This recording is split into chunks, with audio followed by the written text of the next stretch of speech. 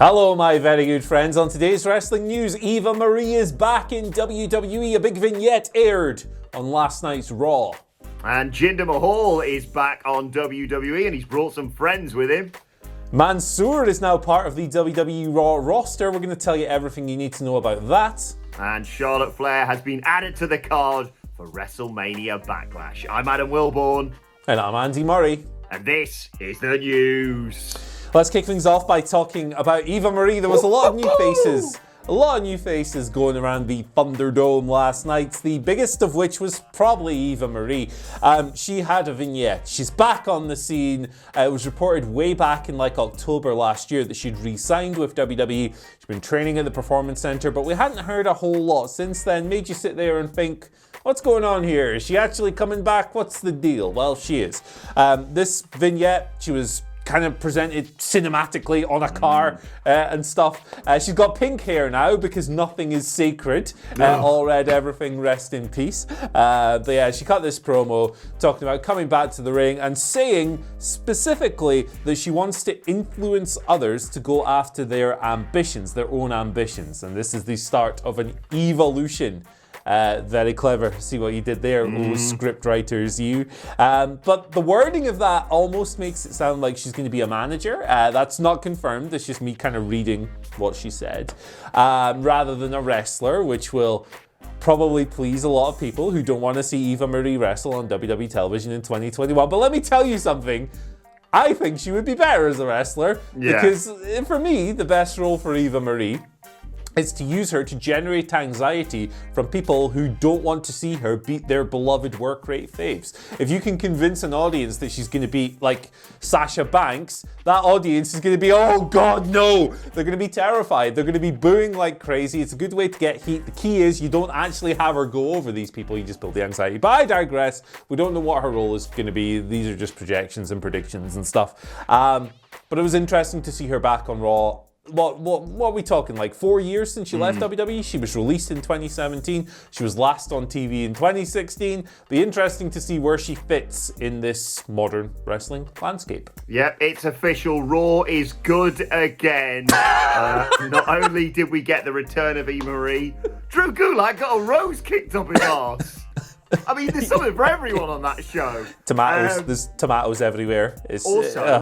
My sources, Andy Murray, I've not actually told you this, my sources are telling me that if she does come back as a manager, she's not going to be managing that Parker Boudreaux, that mad next coming of Brock Lesnar football player guy. But actually, you know what it's like with WWE? It's breadcrumbs. You got to read between the lines. What was the first thing she said, Andy Murray? Do I have everybody's attention now? It's official. Eva Marie's coming back, and she's bringing CM Punk with her, everyone. Hello? Read between the lines. Come on, everyone.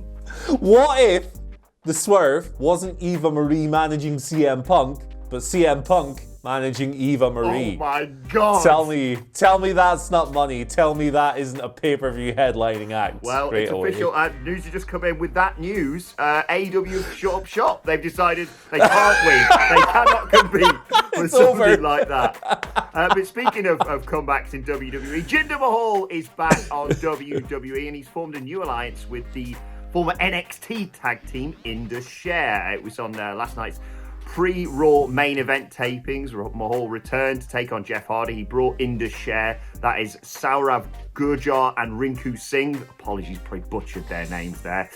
They accompanied Mahal to the ring. Of course, they aided him in victory over Jeff Hardy. Jeff Hardy actually working his first match since March. That was Jinder's first match since May of last year. We actually saw them, or you, I didn't watch it, Andy. You actually saw them be involved in the Superstar Spectacle at the start of this year, but they were on opposite sides.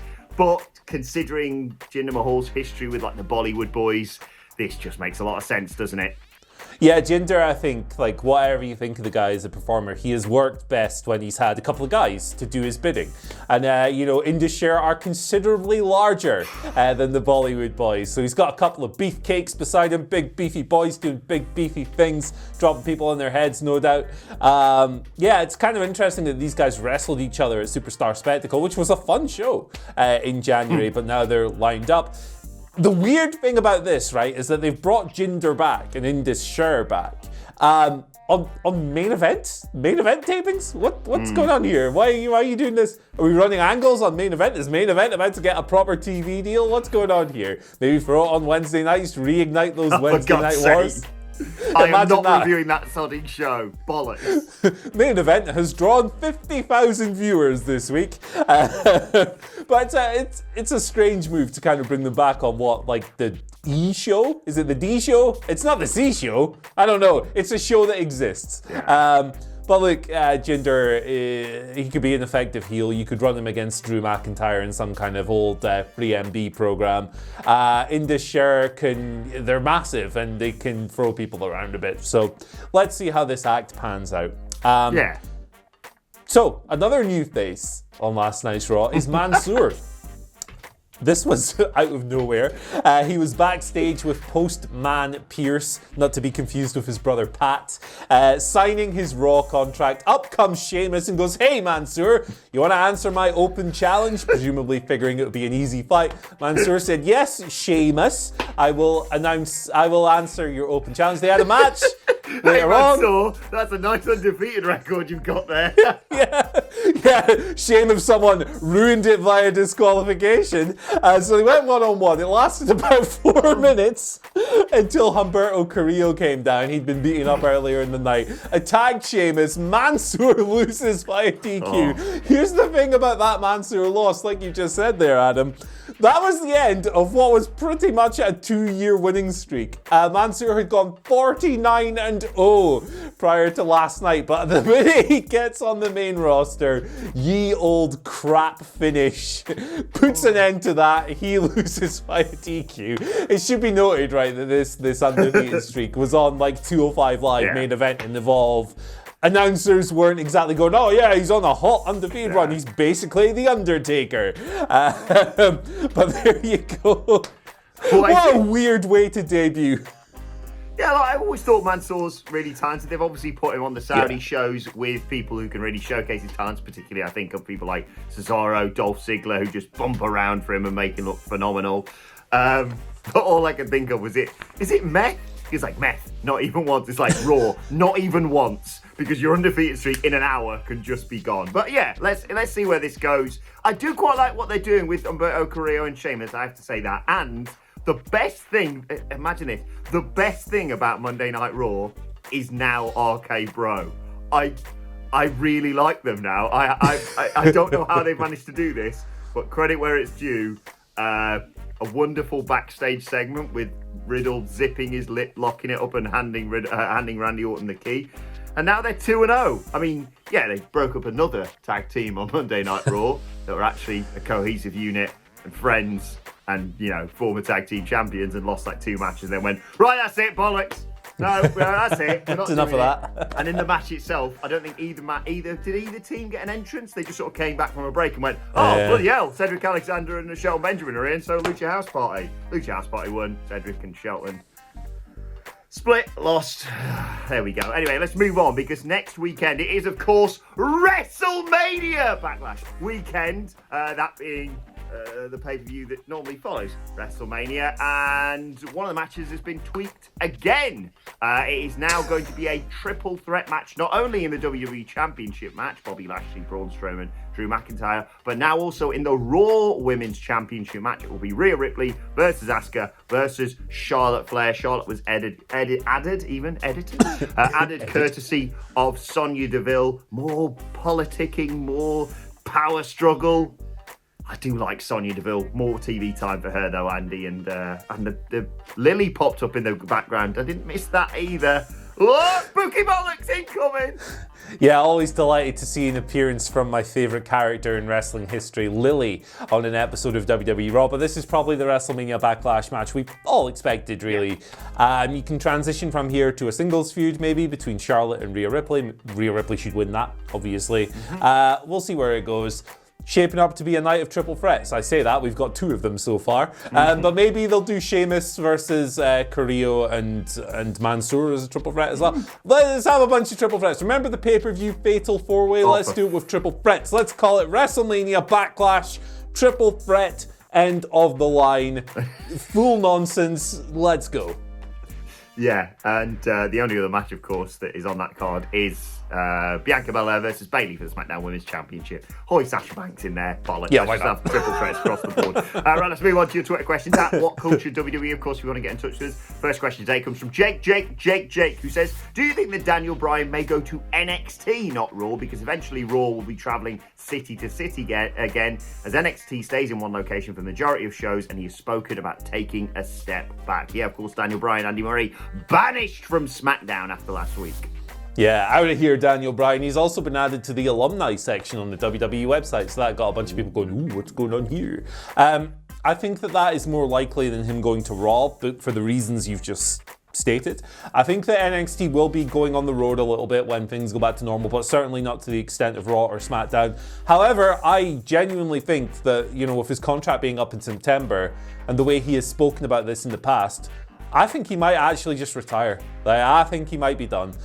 He's maybe had his fill. This is just me speculating on stuff. But I would say NXT or full-on retirement are the likeliest options for Daniel Bryan at this point. Yeah, I think you might be right, certainly with the NXT angle of all this, because he wants to be at home with his family as he should, and what a legacy he has, regardless of what happens next. Ron gives us the second question of the day. He says, if the Iconics do join AEW, do you think Cassie Bloody Lee should join the Pinnacle to be alongside her husband? Also, Ron shares this photo of his pup as his alter ego Hangman pup.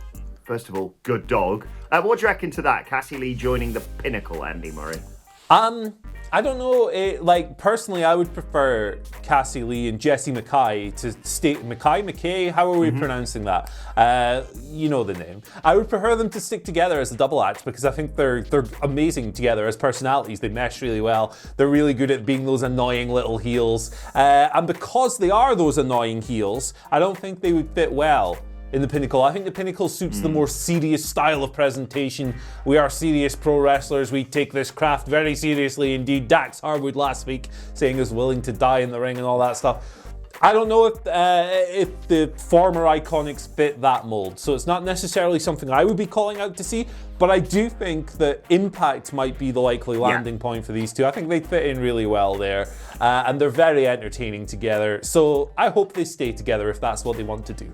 Yeah, if I had to guess, I'd say they're going to go to Impact, maybe to work as a tag team, maybe with McKay managing Cassie Lee. I don't know right at the moment, but I don't think it would help the perception of all friends wrestling if Cassie Lee just showed up and then started flanking Sean Spears in AEW in the Pinnacle. So yeah, I'm not too sure about that one, but let us know your thoughts in the comments. And Sajid gives us our final question of the day, saying, what do you think about having Commander Aziz as Apollo Crews' gatekeeper? So you should have to beat him to get an IC title match, but the first few months you have him beat everyone to make him this certifiable monster. I like that, Andy. Yeah, it's an interesting angle to take for sure. You would have to prolong that undefeated streak for quite a while to make it mean something. And that's not, as we've just discovered with Mansoor, that's not something WWE always do a great job of. But I think it's a solid little idea. You can get some good heel heat for Apollo going, no, you're not getting a title shot. You got to beat the big guy first. I think that'd be very interesting. And yeah, good shout. Yeah, and I love his finisher. Was it the Nigerian nail? Mainly because it gives me flashbacks to the Samoan Spike, and that gives me flashbacks to William Regal shouting, "You manga!" So it's all good stuff for me.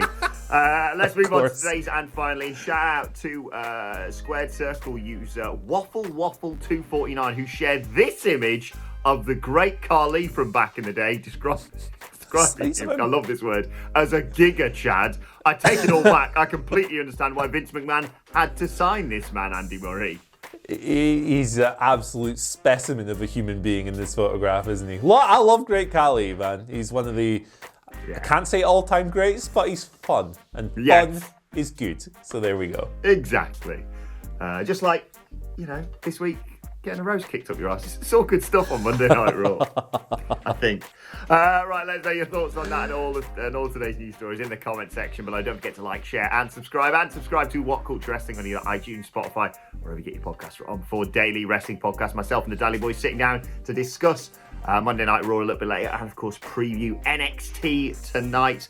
Of course, you can let us know your thoughts on Twitter and send us your Twitter questions at WhatCulture WWE. Watch there, follow both of us. You can follow Andy Murray at At Andy H. Murray. The H today stands for Happy Birthday Orange Cassidy.